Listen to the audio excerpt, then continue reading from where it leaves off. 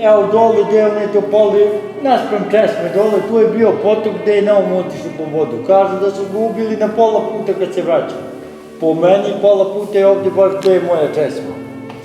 Sad, neko kaže da su bili zajedno sahranjeni ispod drveta, prvo Naum pa Karađorđe, to jednik, a ovi drugi kažu da je na Naumovo telo nikad nije nađeno, a treći kažu da je pobegao. Kome sad verovati, ne znam ni ja. Ali ovo kaže sve tri verzije, jer za tu treću verziju istoričar mi neki to pričao, gospodin Iha Graf, što ja kažem ima 100 godinica čovjek. Tako da, crkvu je podigao njegov unuk, Aleksandar I, shodno da je ova crkva trebala da bude kao što je Oplenac. Zato je ovo do puta očišćeno i tamo, znači ovo je trebalo bude Oplenac. Sad, mi opet ne bi bili Srbi da i tu nisu igrali zagaru, pokrali su. I tu su opet učestvovali neki potomci od Novakovića.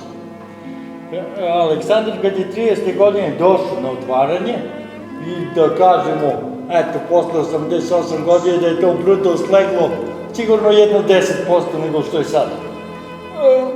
Bilo je, hoću kažem, bilo je sigurno veće nego sada. Pitao je, dobro, kaže, ljudi, gde je vama crkva? Svečanstvo, kaže, u rupi. Kolika je ta rupa, kaže, kad krst ne sjaji? Jer kažu da, kad je nov krst na crkvi sa ne znam koliko hiljada metara iz rupe, baca očaj na suncu kao staklo. Škodno da je bio 26.